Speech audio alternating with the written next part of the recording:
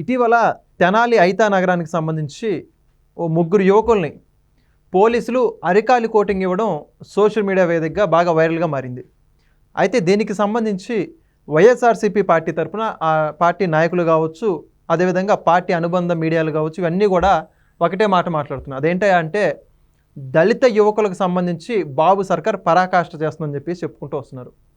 ఏదైతే ఆ యొక్క యువకుల్ని అక్రమ కేసులు బనాయించి పోలీసులు చట్టాన్ని వాళ్ళ చేతుల్లోకి తీసుకొని ఆ విధంగా చేయడం ఎంతవరకు సమంజసం చెప్పేసి మొసలు కన్నీరు గారుస్తున్నారు. అయితే మొత్తంగా ఆ యొక్క జరిగిన సంఘటన గురించి పూర్తి విషయాలు తెలుసుకుందాం. మనతో ఉన్నారు senior journalist and political analyst కట్ట కార్తిక్ గారు. కార్తిక్ గారు నమస్కారం అండి. నమస్కారం వెంకట్ సార్, మనం చూసుకుంటే ఇటీవల తెనాలి ఐతా నగరానికి సంబంధించి సోషల్ మీడియా మీడియా చూసుకున్నా కూడా బాగా పూర్తిగా వైరల్గా మారిపోయింది ఆ వీడియో.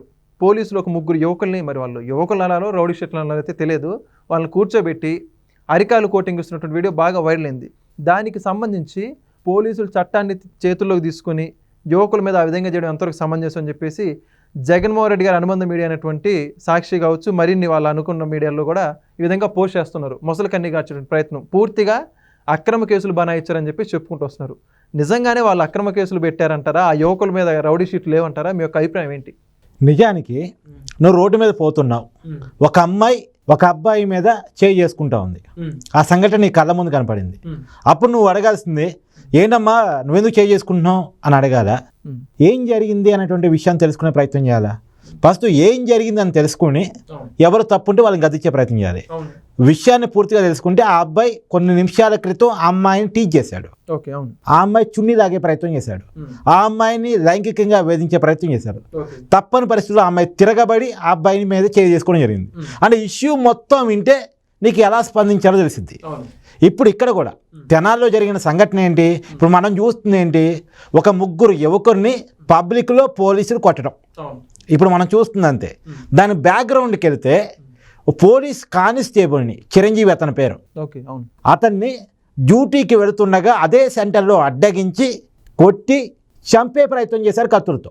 అతను పోలీసు కావటం వల్ల కొంత విద్యలు జరిగటం వల్ల చాకచక్యంగా తప్పించుకుని వెళ్ళిపోయాడు, కేసు పెట్టాడు.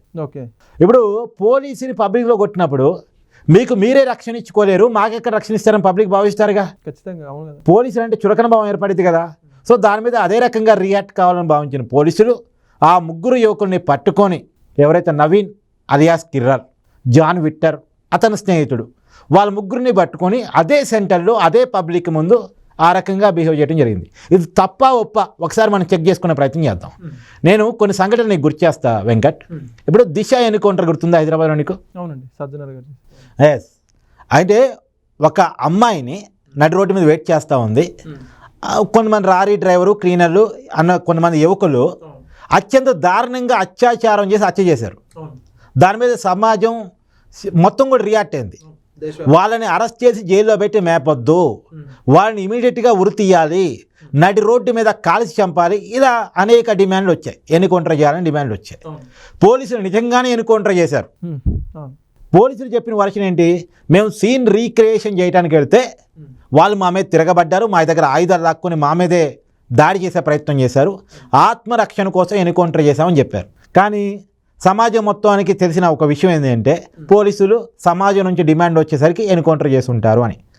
చట్టపరంగా ఇది తప్పే, వాళ్ళ మీద కేసు కూడా నమోదైంది, ఎంక్వైరీ నడుస్తూ ఉంది. కానీ సమాజం మొత్తం ఆ ఎన్కౌంటర్ కారకుడైనటువంటి పోలీస్ కమిషనర్ సజ్జనాన్ని హీరో చేసింది, జిందాబాదులు వరికింది. అంటే చట్టపరంగా తప్పు కావచ్చు కానీ సోషల్గా రైటు. ఎందుకు రైటు? అలా చంపడం ఫలితంగా రేపు ఇంకొక అమ్మాయి మీద చేయాలంటే భయపడతాడు, నడి రోడ్డు మీద కాల్చి చంపుతారు, అమ్మాయి కోసం జీవితాన్ని కోల్పోవాలా అని అనుకుంటాడు కదా, భయం వస్తుంది కదా. ఆ భయం కలగాలని సమాజం డిమాండ్ చేసింది, పోలీసులు నెరవేర్చారు. సరే, చట్టపరంగా కేసు అయితే ఫేస్ చేస్తున్నారు, అది పోని, అది కూడా వదిలే. తర్వాత మొన్న ఉగ్రవాద దాడి నీకు ఐడియా ఉంది కదా, కాశ్మీర్లో జరిగింది. ఎస్.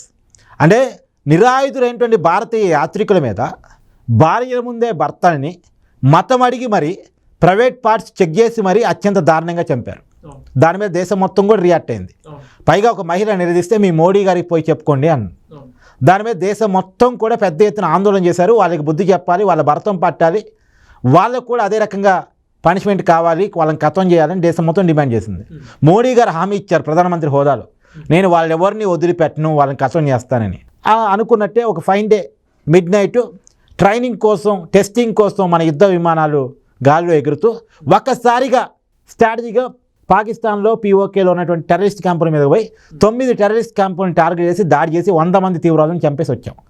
మనం ఉగ్రవాదులకు ఫోన్ చేసి మేము వస్తున్నాం, రెడీగా ఉండండి, ఆయుధాలు పట్టుకొని తుపాకులు పట్టుకొని యుద్ధం చేద్దామని చెప్పేసి ఏం చెప్పలే. అకస్మాత్తుగా వెళ్ళి దాడి చేసి 100 మంది చంపేసి వచ్చాం. ఒక రకంగా మనిషిని చంపడం తప్పే, కానీ ఉగ్రవాదం చంపడం తప్పు కాదు. ఎందుకు? వాళ్ళు బతుకుంటే కొంతమంది చంపుతారు కాబట్టి, ఈ సమాజంలో బతికే హక్కు వాళ్ళకి లేదు కాబట్టి వాళ్ళని చంపేసి వచ్చాం. భారతదేశం యాక్సెప్ట్ చెప్పింది, ముఖ్యంగా చంపేసిన ఆర్మీకి యాక్సెప్ట్ చెప్పింది, డెసిషన్ తీసుకున్నటువంటి మోడీ గారికి జిందాబాద్ చెప్పింది. అవునా కాదా? అంటే ఈ సంఘటన చూసినప్పుడు అంటే సోషల్గా ఓటు కనపడిద్ది, మానవ హక్కులుగా చూసినప్పుడు నీకు ఇంకొక ఇష్యూ కనపడిద్ది. ఇప్పుడు ఇక్కడేమో చంపేంత తప్పు ఉంది, ఇక్కడ చంపేంత తప్పు లేదు, ఎందుకంటే మనిషిని చంపడం లేదు. ఇక్కడ జరిగింది ఏంది? ఒక నలుగురు కొల్లోళ్ళు, వాళ్ళ మతం ఏదైనా కావచ్చు, వాళ్ళ కులం ఏదైనా కావచ్చు, అన్ని విషయాల్లో కులాలు మతాలు చూడాల్సిన అవసరం లేదు. ఇక్కడ నలుగురు కొల్లోళ్ళు పదే నేరాలకు పాల్పడుతున్నారు, ఏకంగా పోలీసు వాళ్ళ మీద దాడులకు పాల్పడుతున్నారు. కాబట్టి పోలీసులు పోలీసులు అంటే కూడా భయం లేదనుకుంటే ఇవాళ కానిస్టేబుల్ని కొడతాడు, రేపు SIని కొడతాడు, ఎల్లుండి CAని కొడతాడు, తర్వాత DSPని కమిషనర్ని కూడా కొడతాడు. పైగా ఏం జరుగుద్ది? రేపు పబ్లిక్ వీళ్ళు పోలీసు వాళ్ళకు వాళ్ళని రక్షించుకోలేని మన్నే రక్షిస్తారు అని చెప్పేసి పోలీస్ స్టేషన్లో పోవటం మనసు ఇలాంటి వాళ్ళ దగ్గరికి పోతారు. మాకు ఏదో పలానా ఇష్యూ ఉంది, తృణమో పలమో తీసుకొని మాకు ఈ పని చేసి పెట్టండి, ఈ సెటిల్మెంట్ చేసి పెట్టండి అని ఒక ప్రైవేట్ సైన్యం తయారైంది. కాబట్టి ఇలాంటి వాళ్ళని మొక్కప్పుడే తుంచాలి అని పోలీసులు రియాక్ట్ అయ్యి ఉండొచ్చు. ఇప్పుడు జగన్మోహన్ రెడ్డి గారు స్పందించారు కదా, జగన్మోహన్ రెడ్డి గారు కొన్ని విషయాలు సమాధానం చెప్పాలి. ఇప్పుడు దళితుల మీద దాడులు అన్నాం అనుకో, ఇప్పుడు డాక్టర్ సుధాకర్ అనేటువంటి ఒక వ్యక్తిని మాస్క్ అడిగిన పాపానికి రోడ్డు మీద రాళ్లతో కొట్టి చంపారు. ఇప్పుడు దీని మీద ఎప్పుడు జగన్మోహన్ రెడ్డి గారు స్పందించారా? లేదు కదా. మరి దీని మీద స్పందించాలి కదా అప్పుడు ముఖ్యమంత్రిగా ఉన్నప్పుడు, తన ప్రభుత్వం అధికారంలో ఉన్నప్పుడు. ఇది కదా దాడి అంటే, ఇది కదా దుర్మార్గం అంటే, దళితుల మీద దాడి అంటే. సరే ఇదంతా పోనీ, అనంతబాబు అని వైసీపీ పార్టీకి సంబంధించిన ఎమ్మెల్సీ సుబ్రహ్మణ్యం అనేటువంటి కారు డ్రైవర్ని నరికి చంపాడు, డోర్ డెలివరీ చేశాడు. సుబ్రహ్మణ్యాన్ని చంపినందుకు అనంతబాబు మీద ఏమైనా చర్యలు తీసుకున్నారా? అరెస్ట్ చేశారా? పార్టీ పరంగా కానీ ప్రభుత్వ పరంగా కానీ ఏమైనా చర్యలు తీసుకున్నారా? మరి ఇది కదా దళితుల మీద దాడి అంటే. దీన్ని ఇక్కడ కులం చూడాలి, అన్యాయంగా చంపారు కాబట్టి. సరే ఇది ఈ 2 ఇష్యూస్ పోనీ అబ్బా. ఇప్పుడు జగన్మోహన్ రెడ్డి గారు కొన్ని విషయాలకు సమాధానం రావాల్సిన విషయం ఏంటంటే, ఇప్పుడు జగన్మోహన్ రెడ్డి గారి మీద 2019 ఎన్నికల కంటే ముందు కోడికత్తితో శ్రీనివాస్ అనేటువంటి ఒక యువకుడు దాడి చేశాడు అనేటువంటి ఒక అభియోగం ఉంది. ఆ దాడి జరిగిన రోజు వైసీపీ ఎలా రియాక్ట్ అయింది? ఆ దాడి చేసిన వ్యక్తిని అరెస్ట్ చేసి లోపల జైల్లో పెట్టొద్దు, అదే రకంగా దాడి చేసి చంపాలి, కోడికత్తితోనే దాడి చేయాలి, అతను ఉరి తీయాలి, జైల్లో పెట్టి మేపొద్దు అని వైసీపీ డిమాండ్ చేసింది. అంటే జగన్మోహన్ రెడ్డి గారి మీద కోడికత్తితో దాడి చేసినందుకే అంత గట్టిగా రియాక్ట్ అయ్యారు కదా, అంత ఫ్రస్ట్రేటెడ్గా రియాక్ట్ అయ్యారు కదా, అది నడిరోడ్డు మీద కాల్చి చంపాలని డిమాండ్ చేశారు కదా. మరి ఆ డిమాండ్ రైట్ అన్నప్పుడు ఈ కొట్టుడు తప్పెట్టు అవుతుంది. ఇంకోటి కూడా పోనీ, సరే అది కూడా పక్కన పెట్టుకాక, విజయవాడలో పట్టాభి ఇంటి మీద, టీడీపీ నాయకుడు పట్టాభి ఇంటి మీద దాడి జరిగింది వైసీపీ అధికారంలో ఉన్నప్పుడు. దాడి జరిగితే దాని మీద జగన్మోహన్ రెడ్డి గారు రియాక్ట్ అయ్యారు. జగన్మోహన్ రెడ్డి గారు ఆ రోజు ముఖ్యమంత్రి పదవిలో ఉండి చెప్పిన మాట ఏంటంటే, నన్ను ఈ పట్టాభి అనే వ్యక్తి బూతులతో తిట్టాడు, దానికి వైసీపీ కార్యకర్తలు కోపం వచ్చింది, అందుకే దాడి చేశారు. నిజానికి పట్టాభి ఇంటి మీద దాడి జరిగినప్పుడు పట్టాభి ఇంట్లో లేడు, భార్య పిల్లలు ఉన్నారు, అంటే మహిళలు పిల్లలు ఉన్నారు. మహిళలు పిల్లలు ఉంటుండగానే వాళ్ళ ఇంటి మీద ధ్వంసం చేశారు, అంటే ఒక రకంగా వాళ్ళని భయభ్రాంతులకు గురి చేశారు. ఇప్పుడు మహిళల మీద పిల్లల మీద దాడి జరగడానికి జగన్మోహన్ రెడ్డి గారు చెప్పిన రీజన్ ఏంటంటే, నన్ను తిట్టారు కాబట్టి మా వాళ్ళు దాడి చేశారని. అంటే జగన్మోహన్ రెడ్డి గారు తిడితే ఆ రకంగా వైసీపీ కార్యకర్త రియాక్ట్ కావచ్చు, అది కరెక్టే. జగన్మోహన్ రెడ్డి గారి మీద దాడి జరిగిందో లేదో ఇంకా తెలియదు, నిర్ధారణ కాల. దాడి జరిగిందన్న విషయం బయట రాగానే వాళ్ళు ఉరి తీయాలని వైసీపీ నాయకులు డిమాండ్ చేయొచ్చు, అది కరెక్టే. కానీ పోలీసుల మీద ఏకంగా దాడి జరిగితే పోలీసులు రియాక్ట్ అయిన తీరు మాత్రం తప్పు అవుతుందా? ఏం చెప్పదలుచుకున్నారు? ఇప్పుడు ఇదే పోలీసుని వైసీపీ ఎలా వాడిందో నీకు కొన్ని చెప్తా. ఇప్పుడు రఘురామకృష్ణరాజు గారిని గుంటూరు స్టేషన్లో పెట్టేసి, ఆయన హార్ట్ సర్జరీ చేసుకున్న పేషెంట్ అని తెలిసి కూడా గుండెల మీద కూర్చొని కొట్టే ప్రయత్నం చేసి వీడియో కాల్ చేయించి మరీ వాళ్ళు చూపించేటువంటి ప్రయత్నం చేశారు. దాని మీద కస్టోడియల్ టార్చర్ కేసు ఇప్పుడు నడుస్తూ ఉంది. అంటే ఒక ఎంపీగా ఉన్న వ్యక్తిని, మళ్ళీ వైసీపీ పార్టీకి సంబంధించిన ఎంపీయే, అతని మీద ఉన్న నేరం ఏంటి? వాళ్ళ పార్టీ ఎంపీగా ఉండి వాళ్ళ ప్రభుత్వాన్ని ప్రశ్నిస్తున్నాడు, వాళ్ళ పార్టీని ప్రశ్నిస్తున్నాడు, వాళ్ళ అధినాయకుని ప్రశ్నిస్తున్నాడు. అందుకోసం ఏకంగా బర్త్డే రోజు అరెస్ట్ చేసి దాదాపు చంపేంతగా కొట్టారు, అదే పోలీసులతో కలిపి స్టేషన్లోనే పోలీసులే కొట్టారు. ఇప్పుడు ఆ కేసు నడుస్తూ ఉంది. తర్వాత అది వైసీపీ అయినా జరిగింది. ఇంకో కేసు చెప్తా. జత్వానీకి సంబంధించి, అంటే ఒక ముంబైకి సంబంధించిన ఒక హీరోయిన్ జత్వాని, ఆమెని విజయవాడ తీసుకొచ్చి ఒక ప్రైవేట్ గెస్ట్ హౌస్లో పెట్టి ఆమెని ఆమె కుటుంబాన్ని పోలీసులు ప్రభుత్వమే వేధించింది. ఇప్పుడు ఆ కేసు కూడా నడుస్తుంది. అంటే పోలీసుల్ని ఉపయోగించుకొని ఒక మహిళను వేధించడం కరెక్టే, పోలీసును ఉపయోగించుకొని ఒక ఎంపీని కొట్టడం కరెక్టే, కానీ రౌడీ షీట్ ఉండి 11 కేసులు ఉన్నటువంటి వ్యక్తులని దాదాపు ఈ నవీన్ మీద 11 కేసులు ఉన్నాయట. చైన్ స్నాచింగ్ వీడియోలు కూడా వచ్చాయి బయట. ఎస్, ఈ జాన్ విట్టర్ మీద కూడా అనేక కేసులు ఉన్నాయట. అంటే ఎంపీని కొట్టడం కరెక్టే, ఒక అమ్మాయిని వేధించడం కరెక్టే, కానీ అనేక కేసులు ఉన్నటువంటి వ్యక్తుల్ని పోలీసులు పబ్లిక్లో కొట్టడం తప్పైంది. ఇప్పుడు ఆ వ్యక్తులను ఎందుకు కొట్టారు? ఇప్పుడు లాజిక్ వద్దాం మనం. ఇందాక మనం ఉగ్రవాదులను ఎందుకు చంపారు? భయం రావాలని. దిశ ఎన్కౌంటర్ ఎందుకు జరిగింది? భయం రావాలని. ఇక్కడ కూడా పబ్లిక్లో ఎందుకు కొట్టారు వాళ్ళని? పబ్లిక్లో భయం ఉండాలని. ఎందుకంటే వాళ్ళు ఏ పబ్లిక్ అయితే పోలీసుల మీద దాడి చేశారో అదే పబ్లిక్లో వాళ్ళ మీద పోలీసులు ఆ రకంగా రియాక్ట్ అయితే రేపొద్దున ఇంకోటి పోలీసుల మీద దాడి చేయాలన్నా, పబ్లిక్లో నేరం చేయాలన్నా భయపడతాడు. వాళ్ళ మీద అన్ని కేసులు ఉన్నా జైలుకి పోయి వస్తున్నారు, కానీ భయం రావట్లే, వాళ్ళ మీద కౌన్సిలింగ్ రావట్లే. ఇంతకీ ఏంటికి వాళ్ళకి పోలీస్ కానిస్టేబుల్ చిరంజీవి మీద వాళ్ళకున్న కోపం ఏందో తెలుసా? గతంలో గంజాయి కేసులో వీళ్ళని తీసుకుపోయి కౌన్సిలింగ్ ఇచ్చాడంట. కౌన్సిలింగ్ ఇచ్చినందుకు ఆ పోలీస్ కానిస్టేబుల్ని టార్గెట్ చేశారు. అంటే రేపు పొద్దున మళ్ళీ వీళ్ళు పదే నేరాలకు పాల్పడతారుగా. వీళ్ళు బయటే ఉంటే వీళ్ళని ఏమీ అనకపోతే ఒక మహిళను వేధించవచ్చు, ఒక వ్యక్తిని చంపవచ్చు, ఇంకేదైనా సంఘటనకి పాల్పడవచ్చు. కాబట్టి ఇలాంటి వాళ్ళకి భయం కలగాలి.